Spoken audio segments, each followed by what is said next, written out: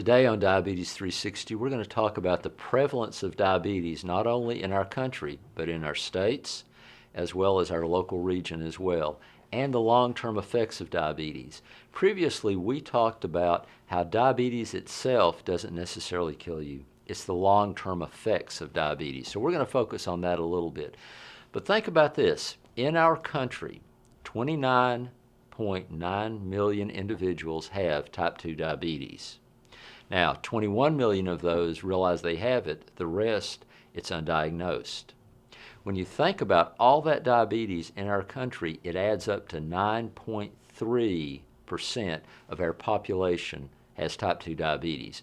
By 2025, it's projected that over 65 million Americans will have type 2 diabetes, and 400 million worldwide will have type 2 diabetes. Pre-diabetes, which we talked about earlier, the figures now are 86 million. Now, 9.3 million individuals in this country have type 2 diabetes. Let's talk about Tennessee and Virginia. Tennessee is the fourth highest concentration of type 2 diabetes in our country, with 11.3% of our population having diagnosed type 2 diabetes. Now, Virginia is 23rd, 8.7%. So here in Bristol, we're looking at, all right, Tennessee has a lot, Bristol not so much. Well, that's really not the case, because while 23 is a pretty high number for type 2 diabetes, when you look at the surrounding counties in our area, it has the highest concentration of type 2 diabetes in the state of Virginia. So it pretty much balances out what Tennessee is. So Tennessee, number 4 with a bullet, and we don't want to be that high. When you look at Sullivan County is in the top 5 of all categories of type 2 diabetes in the state of Tennessee. We track what counties have the prevalence of diabetes, and you see some out in West Tennessee in the Memphis area that have close to 20%. Sullivan County has had in the past close to 15% type 2 diabetes. I believe now we're at 11.9%. Remember, the state of Tennessee is only 11.3%. So in our area, we have a high concentration of type 2 diabetes. And it's not just Sullivan County. It's the Virginia counties as well. It's Washington County. It's Hawkins County. But the highest concentration in our region is in Sullivan County. Now, you say 11.9%, that's a lot. Well, let's look at it in terms of another aspect. There was a study that was done several years ago by the states that said, if your doctor has told you you have type 2 diabetes, check this box. In Tennessee, 11.9% have been told that by their physician that they have type 2 diabetes. You move down the road to Colorado, and that figure goes to 5.3, and you ask yourself, well, why the difference? Well, Tennessee is number 4 in the nation with the prevalence of type 2 diabetes. Colorado has the second least amount. Alaska has the least amount of any of our states. Now, I just got back. I had the pleasure of going to Colorado and Utah for a backpacking trip not too long ago. And I just thought of something. When you go into Colorado, the Rocky Mountain National Park, there's a little town called Estes Park. And it is to the Rocky Mountain National Park as Gatlinburg is to the Smoky Mountain National Park. You get off the interstate and the Sevierville exit, and you drive several miles through Pigeon Forge and Sevierville, and then you get into Gatlinburg. Well, you get off the interstate going to Estes Park, and you drive through Longmont and Loveland and some of those towns. When you get off the interstate and you start going through Pigeon Forge and Sevierville, one of the things you see, wall-to-wall fast food restaurants. You see people walking down the street, strolling, having ice cream. You don't see a whole lot of physical activity. You get off the interstate and going through Loveland, going through Longmont, getting to Estes Park, and what do you see? Very little fast food, but you see activity. One Saturday, we saw people out running, we saw people out biking. We actually counted the number of people that we saw out biking in that little short stretch going to Estes Park, and it was over 300. And it wasn't a bike race, it was individuals, groups of 1, 2, 3, 15, out for exercise. You saw this physical activity. Now you get into Gatlinburg, and what do you see? Candy shops, you see ice cream shops, and you see a wealth of fast food. It's very hard to find a regular restaurant because of all the fast food.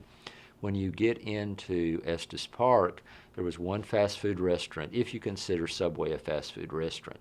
So that attitude that they have in Colorado, and it bleeds over into Utah as well, about physical activity and eating right, permeates the whole system there. Tennessee, Virginia, not so much.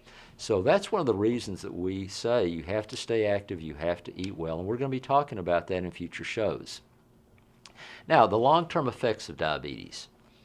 If you have type 2 diabetes, you are 2 to 4 times more likely to have a heart attack. You are 2 to 4 times more likely to have a stroke. We talked about B.B. King with neuropathy. If you have type 2 diabetes, you are at risk for lower limb amputations. People with type 2 diabetes, the largest group of non-traumatic lower limb amputations are individuals with type 2 diabetes.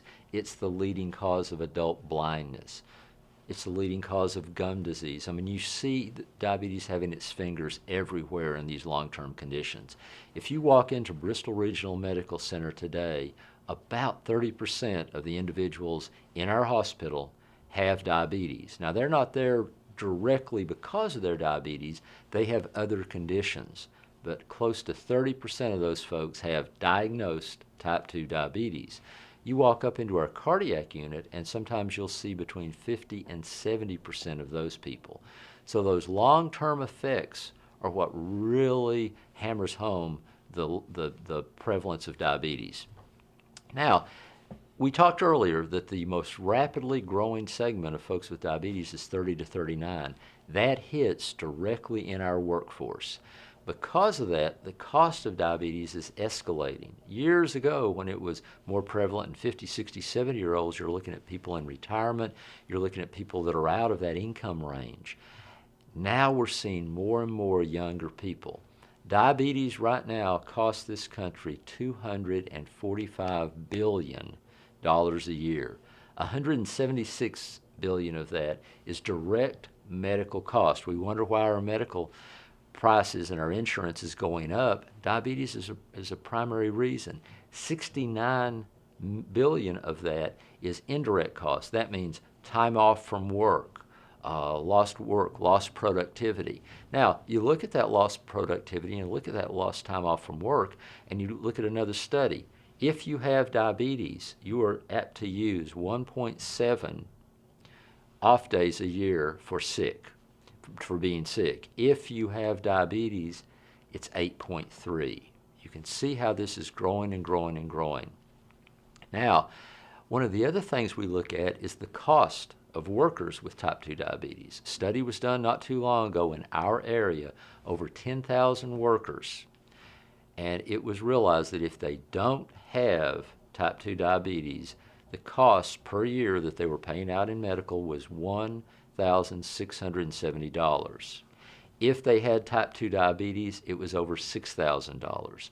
Quite a gap. If you go into Washington State, you go into Washington, D.C., you go into a populated area that the cost of living is higher, and you're seeing about $8,000 or $9,000 with type 2 diabetes versus about $3,000 without. The gap is there.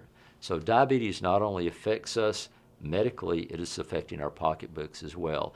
Those things are opportunities for our country to reduce those costs by getting diabetes under control. Take care of your diabetes one day at a time. I'm Jim Perkins with Wellmont, and this has been Diabetes 360.